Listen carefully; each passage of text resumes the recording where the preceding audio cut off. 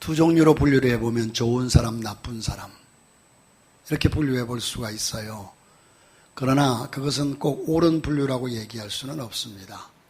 사람이 때로는 좋을 수도 있고 때로는 나쁠 수도 있고, 나쁜 사람이라고 여러분 무슨 죄를 지어서 실수해서 어려움을 당하는 사람을 보면 저 사람 참 심성은 착한데 이런 얘기를 하잖아요.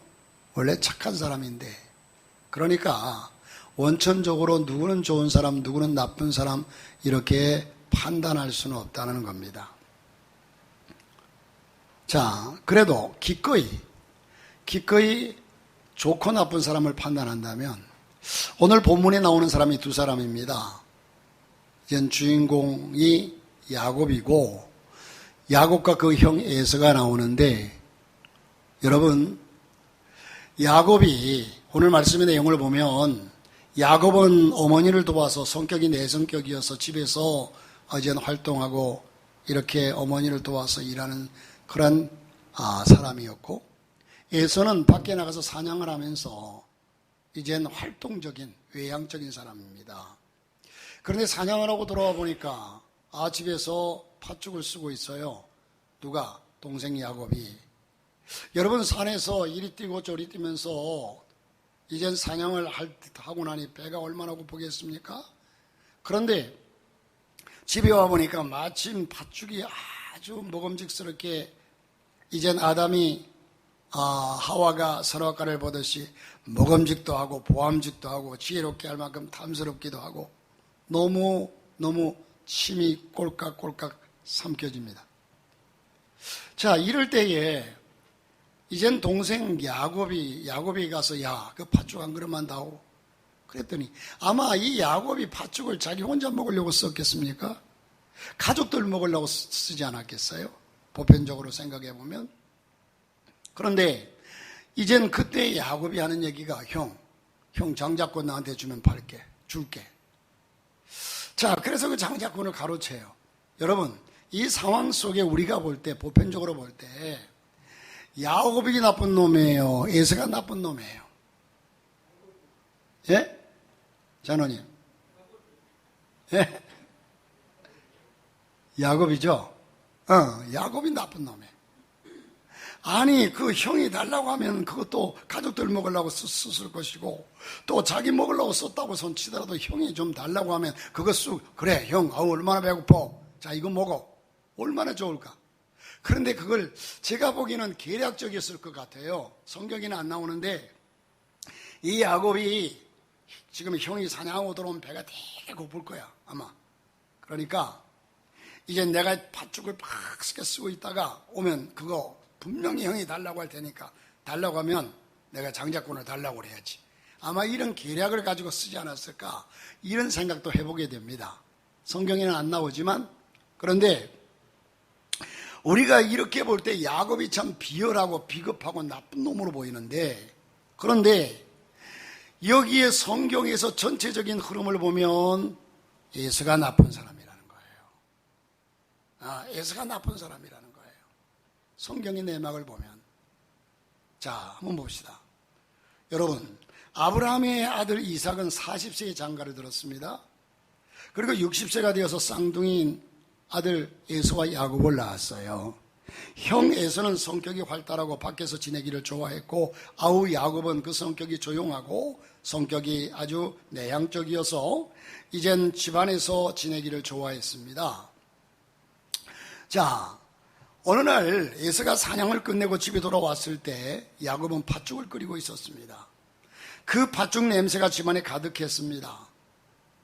마침 시장길을 느끼고 있더니 에서는 잘 끓고 있는 팥죽 냄새를 맡게 되자 팥죽을 먹고 싶은 마음이, 저와 여러분이 그 상황을 상상해 보면 내가 그 속에 있었다면 얼마나 먹고 싶었을까. 배가 그렇게 고프지 않아도 아마 먹고 싶었을 거예요.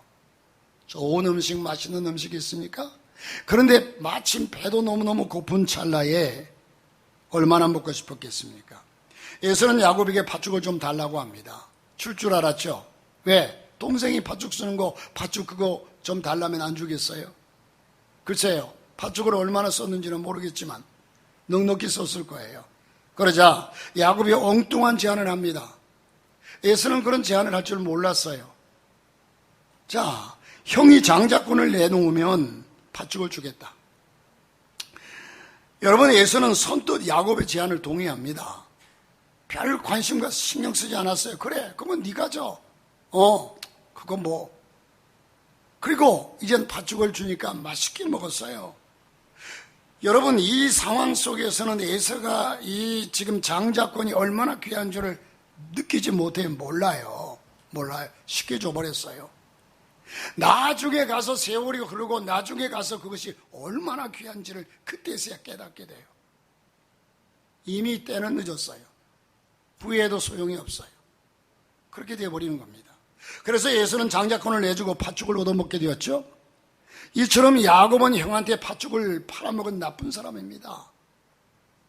아주 비열해요. 그런데 성경은 야곱이 아닌 에서를 나쁘게 평가하고 있습니다. 한마디로 에서는 멍청하고 어리석은 사람이라는 겁니다.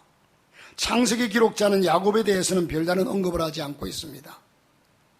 에서는 장자의 고난을 별것 아닌 것처럼 가볍게 생각했다고 설명하고 있습니다. 여러분, 장자의 고난의 가치를 몰랐어요. 사람이 가치를 모르면 쉽게 판단하고 쉽게 내버립니다. 밭에 감추인 보화를 발견한 농부는 그것이 얼마나 큰 가치가 있는 것을 알기 때문에 있는 것 다 팔아요. 세상 사람들은 조롱하고 세상 사람들은 손가락질해도 상관없습니다. 왜? 그 가치를 알기 때문에. 이 에서는 지금 장자권의 가치를 몰랐어요. 에서는 야곱보다 먼저 태어났기 때문에 장자권을 갖게 되었죠. 여러분, 장자권을 가진 자는요, 아버지의 재산을 다른 형제보다 2배를 더 받을 수가 있어요. 그리고 아버지로부터, 당시에는 아버지가, 하나님께서 아버지에게, 자녀에게 축복할 수 있는 특권을 허락하셨거든요. 그것도 장자에게. 아버지로부터 특별한 축복을 받을 수 있는 권한을 가진 사람이 장자예요. 여러분, 때를 따라서 목사님에게 기도하면 받는 것이 그거 아이고 받아도 그만이고 안 받아도 그만이고, 그 가치를 모를 때 여기 아버지한테 기도하면 받는다고 해서 그게 그렇게 큰, 이처럼 귀중한 장자권을 에서는 팥죽 한 그릇과 바꿔치기 했으니 얼마나 어리석은 장가라는 사실입니다. 에서가 장자권이 뭔지를 잘 몰랐던 것 같기도 하고, 그런데 그 가치를 몰랐기 때문에 그렇겠죠. 자, 그렇지 않으면 어찌 그런 어리석은 거래를 할 수 있었겠습니까? 그가 장자권에 대해서 조금만 신경을 썼더라도 그런 어처구니 없는 짓은 하지 않았을 겁니다. 그는 장자로 태어나는 영광을 누리게 되었으니 그 고난을 소홀히 여긴 까닭에 그만 동생에게 그 영광을 빼앗기고 말았습니다. 빼앗겼습니다. 그런데 여러분, 만일 우리 중에서 이게 에서처럼 어리석은 사람이 있다면 얼마나 안타까운 일이겠느냐. 여러분, 지금 이 설교를 들으면서도 지금 우리의 믿음과 오늘 이 말씀의 본질이 우리의 믿음과 세상 것을 바꾸지 말라는 말씀이거든요. 그 말씀 드리기 위해서 이것을 지금 설명하고 있는 거거든요. 그런데 우리 눈앞에 보이는 돈, 명예, 권세, 이것들을 얻기 위해서 내 신앙을 뒤로 하고 어느 것이 귀한가를 모르는, 좀 속된 얘기로 똥인지 된장인지를 구분을 못하는 사람이라는 거예요.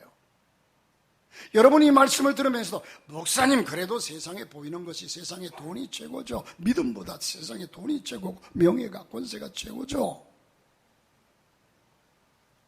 여러분, 이 오늘 말씀 속에서 장자의 고난이 얼마나 큰 축복인지를, 얼마나 큰 놀라운 고난인지를 모릅니다.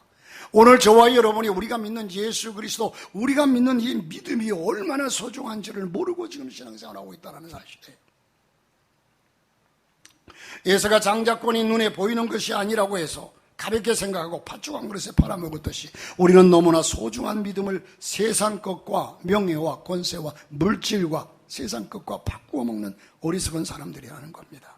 다시 말하면 하나님께 예배하고 그 뜻대로 사는 것을 가장 귀하게 여기는 것이 아니라 세상에 먹는 일과 즐기는 일을 더 소중하게 생각하는 것은 아닌가. 그래서 믿음을 쉽게 내팽개친 채 먹고 사는 일에만 정신을 팔고 있는 것이 아닙니까? 자, 사도 바울은 로마서 8장 5절에서 육신을 따라 사는 사람은 자신을 즐겁게 하기 위해서 살지만 성령을 따라 사는 사람은 하나님이 기뻐하시는 일을 위해 산다 라고 말씀합니다. 그 결과는 성령을 따라 살면 생명과 평안을 누리거니와 육신을 따라 살면 죽음이 이르게 된다는 겁니다. 여러분, 아무리 에서가 산에 사냥하고 돌아와서 배가 고파 죽을 지경이었어도 장자권은 내어주지 말았어야 돼요. 오늘날 저와 여러분이 신앙생활하면서 저와 여러분이 세상을 살아가면서 아무리 큰 소득과 이익이 와도 믿음과 믿음의 저해가 된다면 과감하게 버릴 수 있어야 돼요. 믿음의 가치가 얼마나 큰지 아십니까? 참 안타깝습니다. 그런 거로 우리가 어떻게 살아야 할지는 너무나 분명합니다. 육신을 따라 살다가 죽음을 맞이할 것이 아니라 성령을 따라 살다가 영생 천국에 가야 합니다. 그러기 위해서는 세상에 먹고 즐기는 일보다도 믿음을 소중하게 생각하고 살아야 합니다. 여러분, 세상이 아무리 바뀌어도 여러분 10년, 20년 전만 해도요, 지금 AI 시대 얘기하는데 이 AI 시대라는 것은 상상도 못했던 시대인데, 상상도 못했던 일인데 지금 현실 앞에 다가왔어요. 말로만 하면 이것저것이 다 돼요? 어떻게 저 기계가 내 말을 알아들을까? 참 신기해요.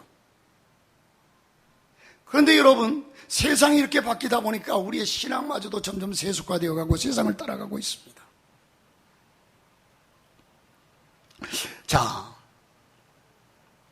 그러면 여러분, 우리가 어떻게 살아야 할지는 너무나 분명한데, 육신을 따라 살다가 죽음을 맞이할 것이 아니라 성령을 따라 살다가 영생 천국에 가야 하는데, 그러기 위해서는 세상에 먹고 즐기는 일보다도 믿음을 소중하게 생각하고 살아야 합니다. 그런데도 우리는 어째서 그렇게 살지 못하는 걸까? 첫째는 여러분, 그것은 아직도 우리가 육신의 지배를 받고 살고 있기 때문에 그렇습니다. 하나님의 사람들은 성령의 지배를 받고 하나님의 음성을 듣고 살아가야 합니다. 주께서 말씀하시면 그렇게 살아가야 된다는 거죠. 육신의 생각이 믿음의 길을 방해하는 까닭에 우리는 자꾸만 성령의 뜻을 거역하게 되는 겁니다. 그래서 원치 않는 죄까지 짓게 되는 겁니다. 주께서 말씀하신 대로 씨 뿌리는 자의 비유가 성경에 나옵니다. 그런데 길가에 떨어진 씨를 새들이 와서 쪼아 먹어버린다고 했어요. 그러니까 싹이 날 리가 없고 열매 맺을 리가 없죠. 바로 그 새와 같은 존재가 육신의 생각입니다.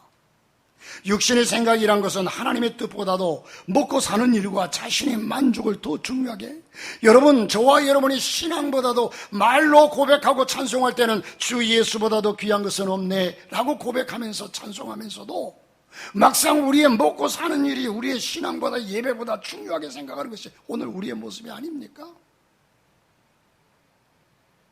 정말로 저와 여러분이 예수 그리스도가 내 삶의 전부요, 여러분, 죽음 이후에 영원한 천국, 글쎄 그게 있을까? 죽어봐야 알지. 지난번에 말씀드린 것처럼 정말로 믿음으로 살다 가는 사람은요, 우리 상신교회 허진행 목사님이 마지막 돌아가시는 그 순간에, 그런데도 정신이 말짱해가지고 하늘문이 열렸다, 하늘문이 열렸다, 천국이 보인다, 너무 황홀하다, 너무 기쁘다, 그러면서 감격하며 가셨어요. 그런 믿음으로 살았거든요.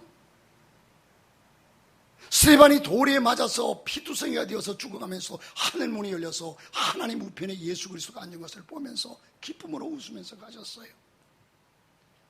사랑하는 성도 여러분, 오늘 우리는 세상에 너무 취해있기 때문에 하늘나라의 소망과 예수 그리스도의 믿음에 대한 소망이 너무너무 식어져 있다는 겁니다. 우리의 삶의 예배가 먼저이고 우리의 삶에 하나님이 먼저가 되어야 되는데, 육신의 삶이 조금만 저해를 받으면, 무슨 일이 있으면 이것 때문에 예배 못 드려, 이것 때문에 못 가, 이것 때문에 뭐해. 신앙 아닙니다, 여러분.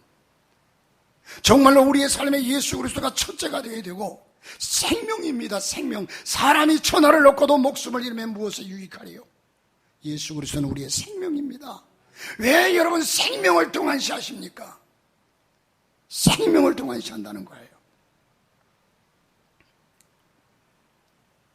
이 육신의 생각을 막아내려면 하나님의 자녀라는 확신이 있어야 합니다. 나는 하나님의 자녀다. 하나님은 살아계신다. 나는 하나님의 자녀다. 하나님의 자녀는 에서의 장자권보다 더 귀하고 복된 특권을 갖게 됩니다. 여러분, 제가 세상을 몰라서 지금 아니 목사님은 세상을 모르니까 하는, 여러분 세상을 알면 얼마나 알고, 여러분 세상이 하나님 말씀보다 앞섭니까? 이 땅이 썩어질 유산이 아닙니다. 하나님 나라의 영원한 유산을 물려받게 되는 겁니다. 그런데도 우리는 하나님의 자녀라는 사실을 잊어버리고 살 때가 많습니다. 우리는 하나님의 자녀, 우리의 믿음이 얼마나 소중한지 그것을 잃어버릴 때가 많습니다. 그래서 팥죽 한 그릇보다 더 소중하게, 소중할 게 없는 것들과, 참 어리석은 교환이죠. 제가 어리석은 교환을 하면 여러분 많이 들어보신 얘기지만, 어떤 사람이 소를, 자기 집의 전 재산인 소를 팔려갑니다. 산을 넘고 물을 건너서 장을 갑니다. 옛날에는 그렇게 시장을 갔어요. 우시장을 갔어요. 가다가 보니까 산 고개를 하나 넘으려고 하는데 반짝반짝 빛나는 구두 한 짝이 탁 떨어져 있어요. 새 구두예요. 신어보지도 않았어요, 보니까. 그런데 딱 자기가 신어보니까 이게 무슨 일입니까? 아주 딱 오삼 맞춤에 오른발에 쑥 들어가 딱 맞아요. 그런데 왼쪽 구두가 어딨지? 하고 아무리 찾아봐도 없어요. 그런데 구두 한 짝 그거 있으면 무엇에 쓰겠습니까? 그래서 던져버렸어요. 서로 물고 갑니다. 한 오리쯤 갔는데 거기 가니까 또 한 짝이 왼쪽 구두가 떨어져 있어요. 야, 이거 정말로 아까 그 구두를 가져올으면 좋았을걸. 자, 소는 다음 장에 팔더라도 소를 거기다 메어두고 오리를 다시 쫓아갑니다. 가서 보니까 그 구두가 그대로 있어요. 여러분, 이 사람의 기분이 어땠을까요?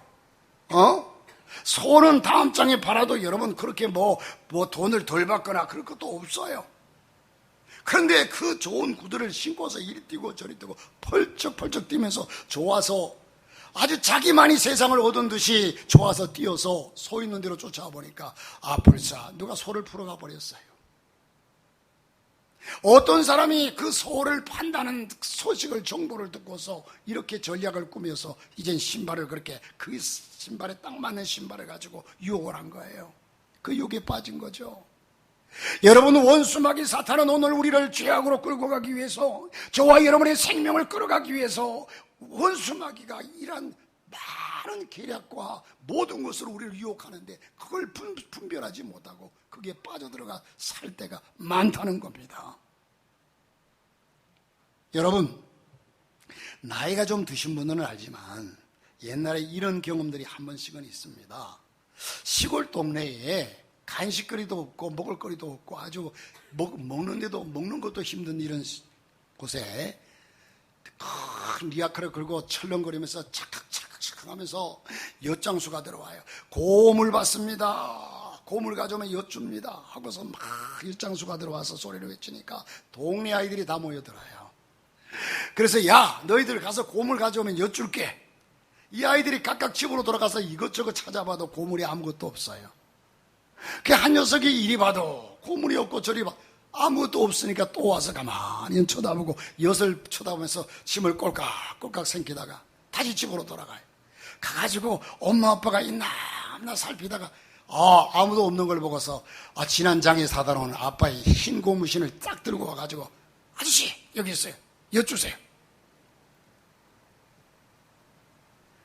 그래서 엿을, 그런데 그래도 양심이 있는 이 엿장수가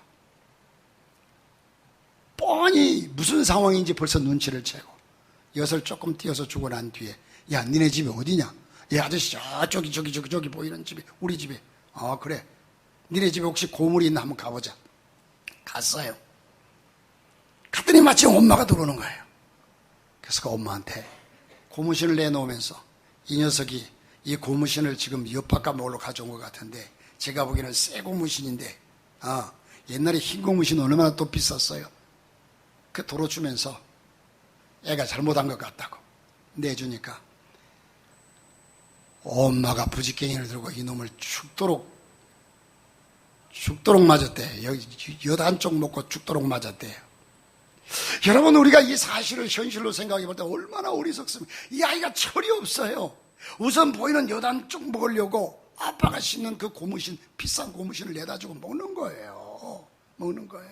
이게 어리석은 교환 아니겠습니까? 여러분, 우리는 그 가치를 알아야 됩니다. 아직까지 우리의 신앙이 거기에 미치지 못하고, 우리의 신앙의 가치가, 우리의 믿음의 가치가, 우리의 예배의 가치가 얼마나 큰지를 깨닫지 못하고 세상 것과 쉽게 바꿔버려요.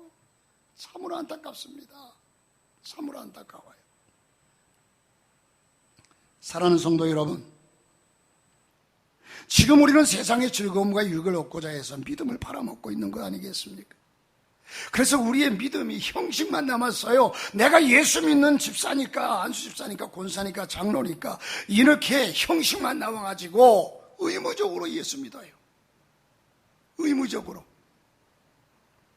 이게 신앙입니까? 이게 병든 거예요. 병든 거예요. 밥을 먹어야 되는데 밥을 억지로 먹어야 산다고 하니까 억지로 입에 씹히지도 않는 밥을 그냥 우물우물 하다가 그것도 못 먹으니까 죽을 거려가지고 우물우물 하다 겨우 삼켜요. 우리는 그 결과가 어떻다는 것을 분명히 알아야 합니다. 신앙인이 믿음을 잃으면 마치 바람 빠진 고무 튜브처럼 볼품없을 뿐만 아니라 쓸모없게 됩니다. 쓸모없게 됩니다. 그리고 그런 자에게는 하나님 멸망의 선언만이 남아있을 뿐입니다. 에서는 팥죽 한 그릇에 장자권을 팔아먹었습니다. 훨씬 나중에서야 장자권의 귀중함을 깨닫고 동생의 장자권을 넘겨준 사실을 후회하게 됩니다.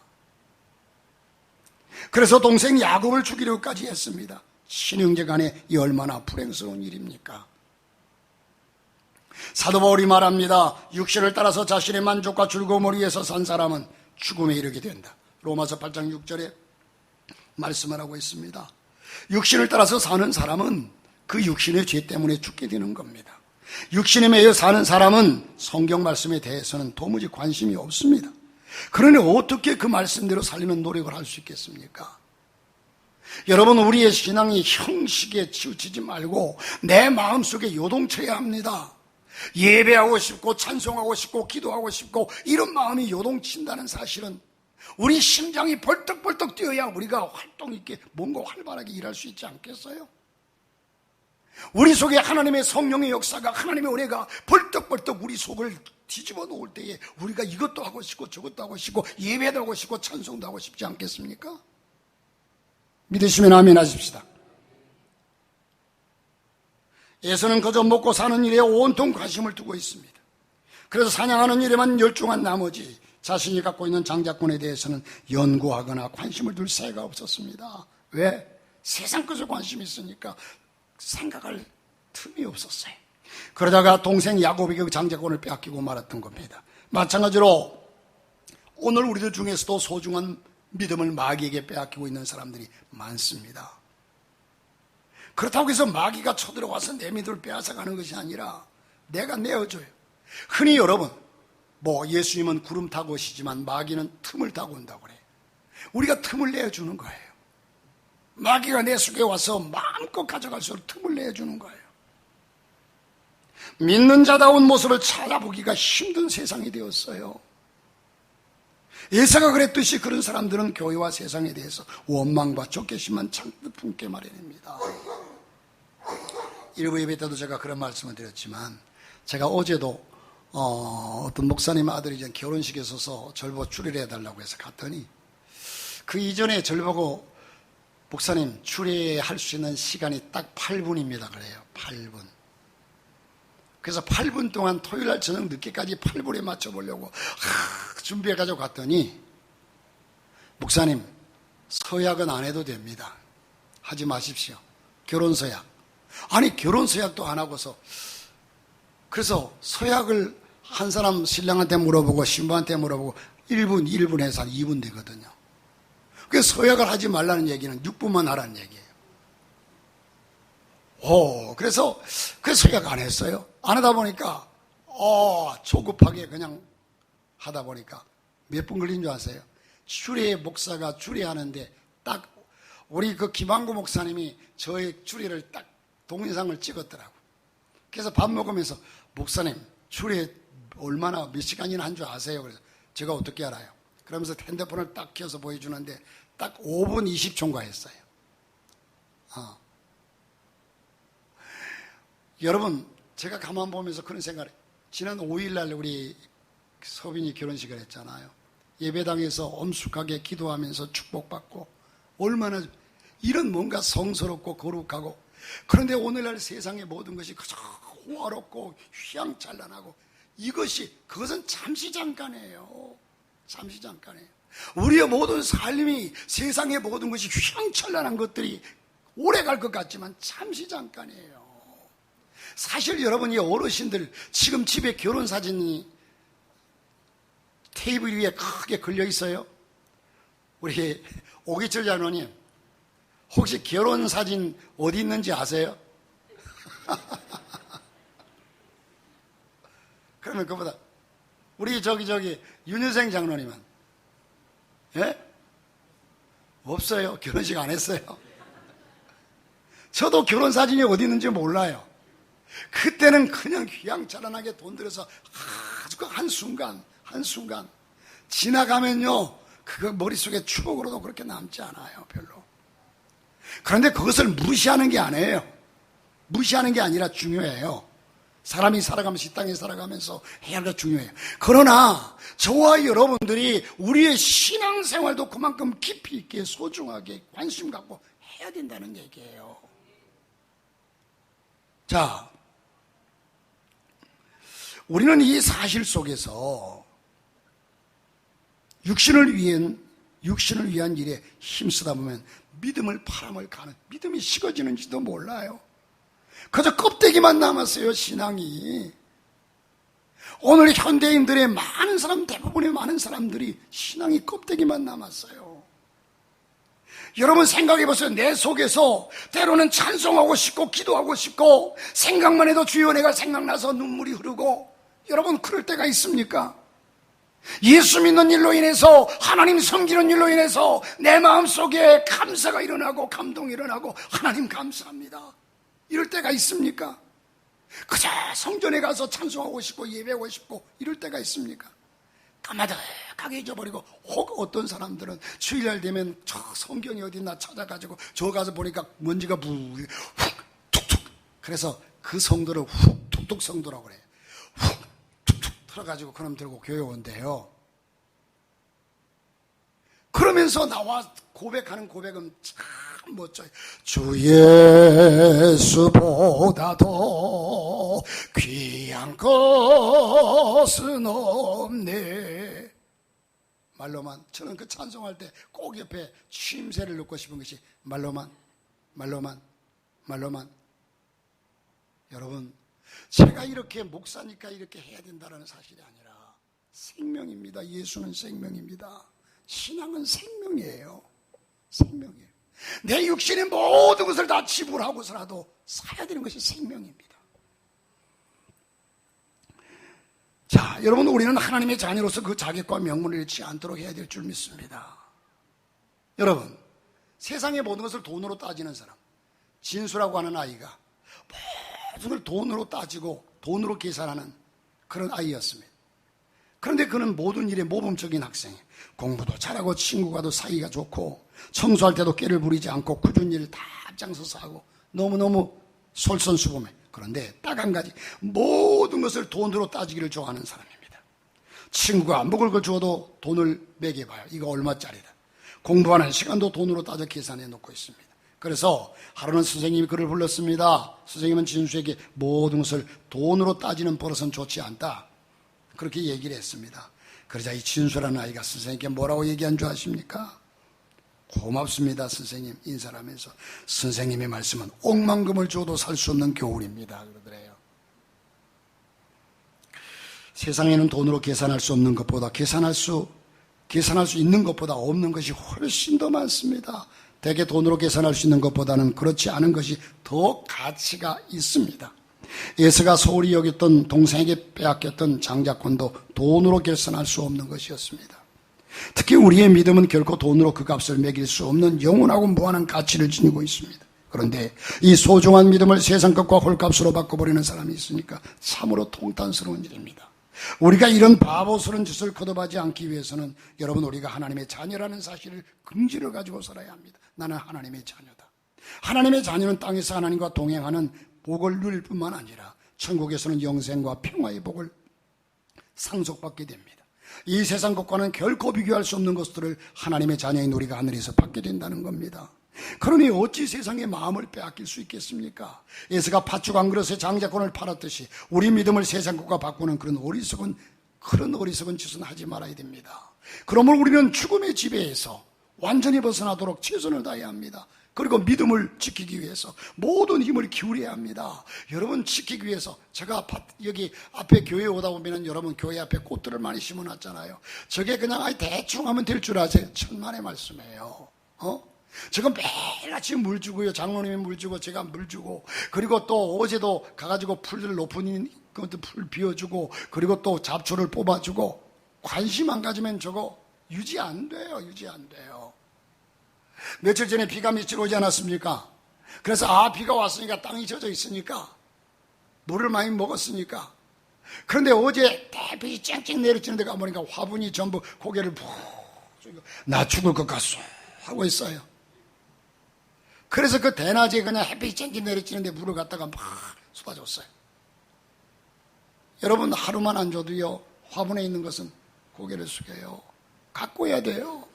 우리의 신앙을 여러분 가꿔야 합니다. 저와 여러분의 신앙을 계속 유지하고 기도해주고 예배 열심히 참석하고 기도하고 말씀 보고 이래야만이 우리의 신앙이 유지가 된다는 말이에요. 건강하게 유지된다는 말이에요. 신앙을 위해서 아무것도 투자하지 않으면서 무슨 신앙이 유지됩니까? 신앙은 생명인데 생명은 투자하지 않으면 죽어요. 생명은 투자하지 않으면 죽습니다. 우리의 신앙은 생명입니다. 여러분 생명으로 믿어지지 않으면 예수 믿을 필요 없어요. 신앙을 위해서 투자해야 돼요. 그래야 내 신앙이 유지가 돼요.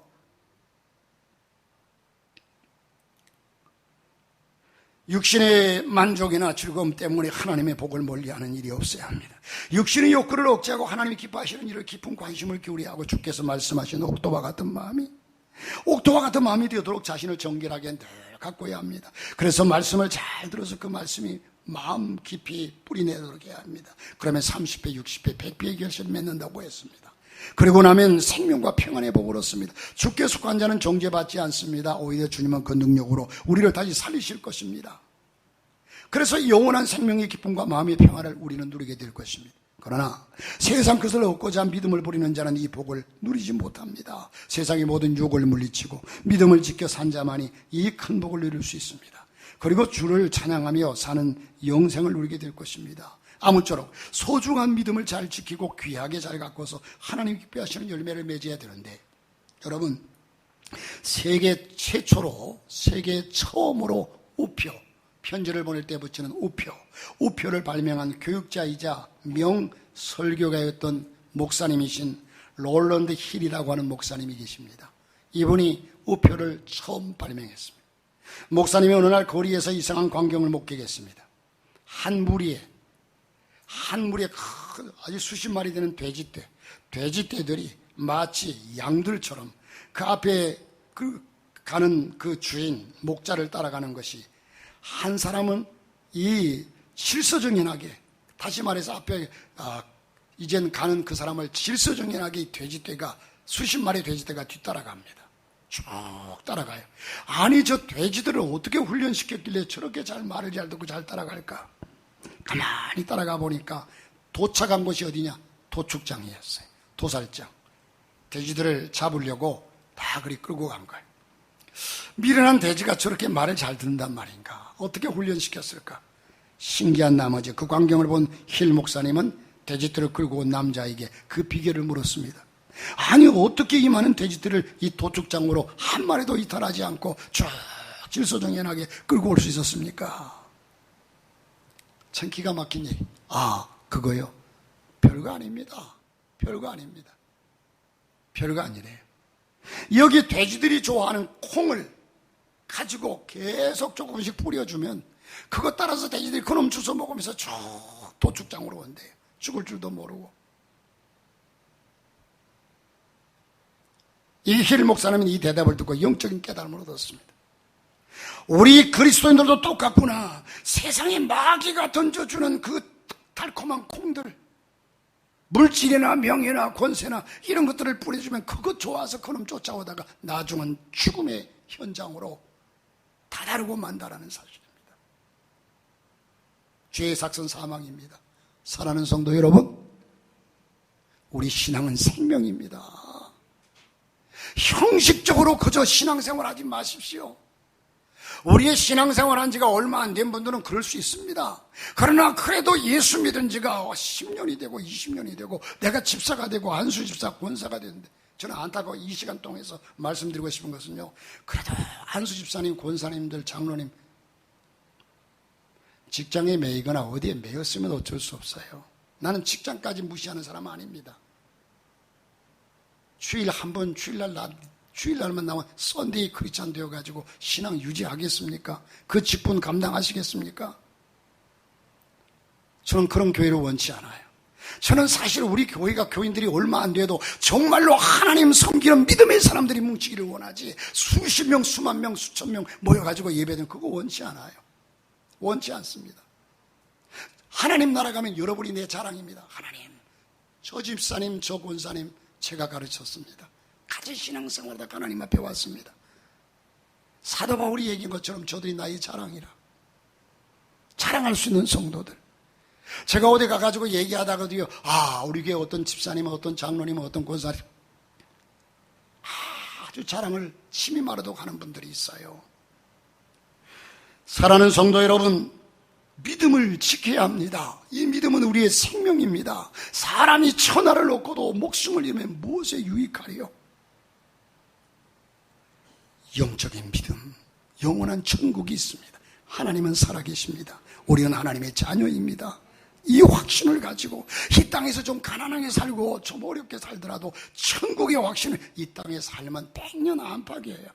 천국의 영원한 삶, 영원한 하나님의 나라 임할 수 있는 놀라운 역사가 저와 여러분에게 우리 교회에 있어질 수 있기를 주님의 이름으로 축복합니다.